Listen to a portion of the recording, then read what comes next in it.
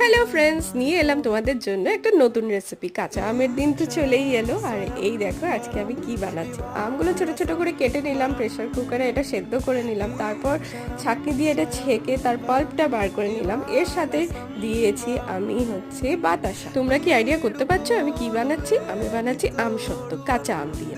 তো দেখো এর মধ্যে একটু সর্ষের তেল দিয়েছিলাম, তারপর বিট নুন দিয়েছিলাম, তারপর একটা থালা নিয়েছি, তার মধ্যে তেলটা মাখিয়ে নিয়েছি, আর গরম গরম এটা এর মধ্যে দিয়ে দিলাম। এটা দেখো রোদে আমি 1.5 দিন মতন শুকিয়েছি, আর ভালোই বেশ শুকিয়ে একদম শক্ত হয়ে গেছে।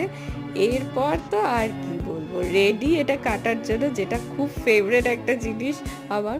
এইভাবে কাটতে আমার খুবই ভালো লাগে। আর দেখো কি সুন্দরভাবে উঠেছে। এটা কিন্তু আমি ফার্স্ট টাইমে ট্রাই করলাম, এর আগে কিন্তু কোনোদিন ট্রাই করিনি। খেতেও কিন্তু খুবই ভালো হয়েছিল। আর এইভাবে আমি একটা বক্সে এটাকে স্টোর করে ফ্রিজে রেখে দেবো। তোমরা চাইলেও ট্রাই করে দেখতে পারো।